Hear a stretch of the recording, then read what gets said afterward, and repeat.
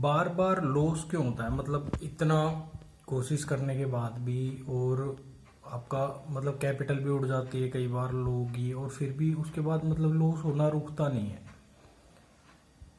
बार बार capital उड़ती है, बार बार capital उड़ती है, और लॉस में ही रहता है बंदा, मेंटली डिस्टर्ब हो जाता है।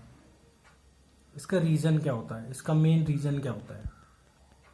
एक एक्सपीरियंस जो, देखो, जब आप घुसते हो ना प्राइस में, जब एंट्री बनाते हो कहीं पे भी, किसी भी चार्ट पे, इंडेक्स पे, स्टॉक्स में, कहीं पे भी आप एंट्री बनाते हो, तो सपोर्ट रेजिस्टेंस हर कोई मार्क करता है।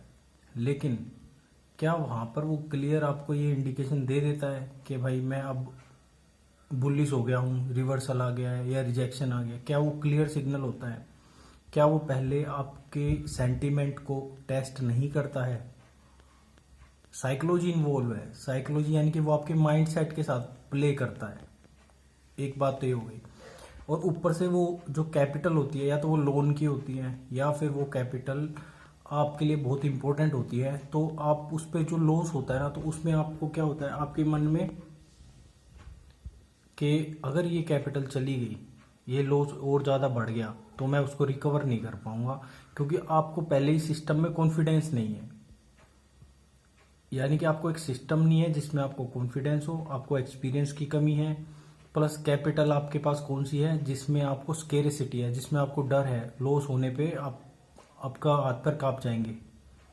ऐसे में आपके डिसीजंस गलत हो जाते हैं, और इसी वजह से वो बंदा लगातार लॉस में रहता है।